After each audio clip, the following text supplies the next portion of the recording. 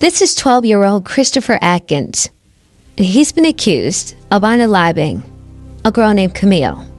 And I want to know, how does something like that happen? Who's to blame? A counselor called by Atkins' attorney placed the blame on his mother, who she said did not provide a stable upbringing. Listen, baby, listen.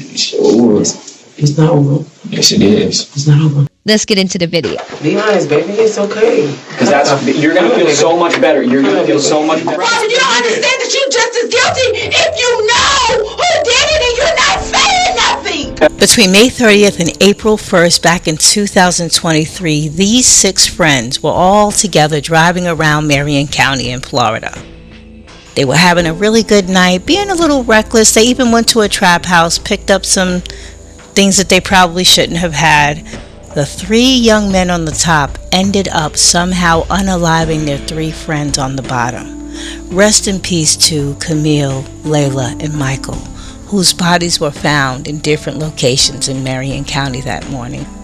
The cops say that Layla's body was discovered near a dumpster, while Michael's body was found lying by the side of a road.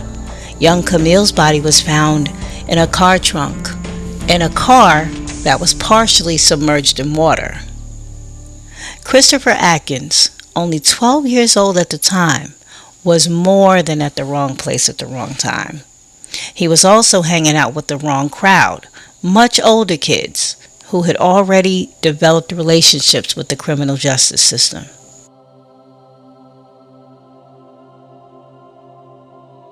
Picture this, 2 mothers sitting in 2 separate interrogation rooms.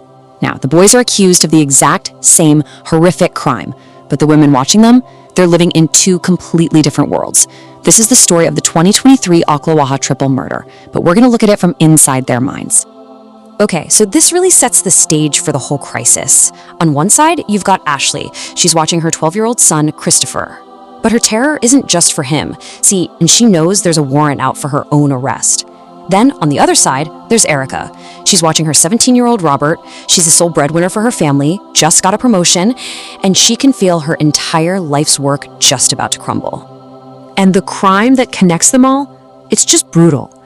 Their sons are in there, about to confess to the murder of 3 other teenagers, Lila Silvernail, Camille Quarles, and Michael Hodo Jr. That is the incredible weight just hanging in the air in those 2 tiny rooms. So we have a tale of 2 lives. We're really looking at 2 completely different internal battles here.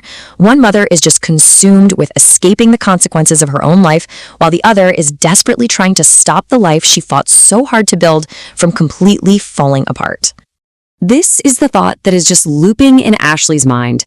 Her number one fear isn't just about what her son did. It's about her own impending arrest for neglect. The physical agony of her withdrawal, the legal mess she's in, it completely colors her entire experience. It's a fear born from a life on the run. I'm gonna go to jail. So when I leave him, top. That's I got warrant. So I'm gonna go.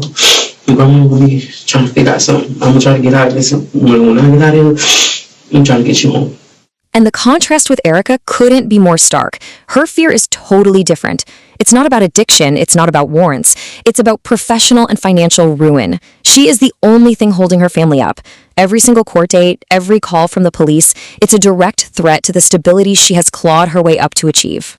We're talking about life sentences here. Right. And this is like really just listen. Your actions and the people you choose to hang with and all of this I didn't kill anybody. Is slowly killing me. I should just pause. Let me talk. I'm supposed to be at work right now. I just took a promotion.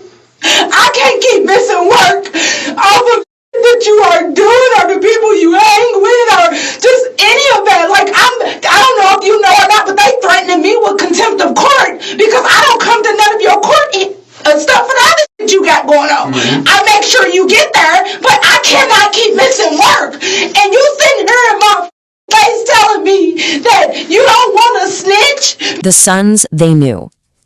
Beyond their own personal fears, both of these mothers are grappling with this profound sense of disconnect. They're watching the boys they thought they knew, but the police, they're describing monsters. And just look at this. It's jarring. Ashley named her son Christopher. The streets named him 3-5. Erica named her son Robert after her own father, a good man. The streets call him Reaper. This is maybe the first hard piece of evidence that they've lost their children to a whole other world. And this is the question that is just haunting both of them as they sit there and watch. At what point did the little boy who was scared of thunderstorms become 3-5? When did the son she named in honor of a good man become Reaper? And that question forces them to look inward and confront their own roles in all of this. So to cope, Ashley starts building a story in her head. Her son, he's not a killer, he's a victim. He's only 12. He must have been manipulated, forced into it by older, more violent kids. This belief, you see, it isn't just a defense for her son, it's a defense for herself. Because if he was manipulated, maybe, just maybe, she isn't a complete failure as a mother. Erica's defense is different. She has zero illusions about her son's character. She knows Robert is a thief, she knows he's a liar, and that he makes awful choices. But she draws a hard line in the sand. Murder? No. That is a line she is absolutely convinced her son would never, ever cross. Anything but that. First and foremost, you lie so much, I don't know what to believe what comes out your mouth. You didn't burn the bridge that's been gone. Let's get that understood. But what I'm saying is, you so quick to want to protect people, and let me finish. Protecting. You so quick to want to protect people, don't want to snitch, want to be cool this and cool that, and not be known as a is in the paperwork and all of this, that you're willing to sit here and go down for murder that I know you didn't do. I know for a fact that you didn't do it. Two faces of guilt. Now, while both mothers feel this overwhelming sense of failure, their guilt shows up in completely different ways. One is consumed by everything she didn't do, and the other is just crushed by the fact that everything she did do still wasn't enough. For Ashley, the guilt is this direct, brutal admission of failure. As she watches her son, she's basically replaying a highlight reel of her worst moments as a parent. Every time she chose drugs over him, every time she wasn't there, she realizes she was creating this vacuum, a vacuum that the streets were more than happy to fill. It's a guilt of absence. Erica's guilt is so much more complicated. It's all tangled up with anger and just pure exhaustion. She did everything she was supposed to do, right? She worked, she provided, she showed up. But every single effort she made was met with another act of self-destruction from her son. Her guilt isn't from being absent. It's from that gut-wrenching feeling of failing despite being present for absolutely everything. A shared tragedy. We've seen their different lives, their different struggles, their different ways of parenting. But now, both women find themselves staring at the exact same unbearable outcome. And this is the moment it all shatters.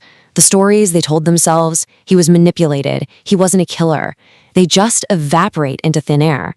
The boys' own words condemn them, and in doing so, they condemn their mothers to a brand new, horrible reality.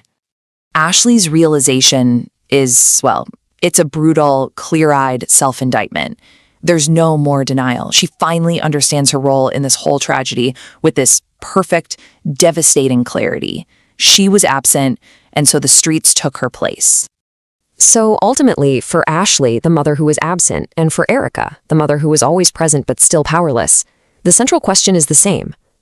After all of this, where does a mother's responsibility begin? And where, really, does it end? And that's a question that just has no easy answer. Y'all think I'm bad. I'm not. I promise you I'm not. I promise you give me another chance. I promise you gonna see what I'm talking about. Like,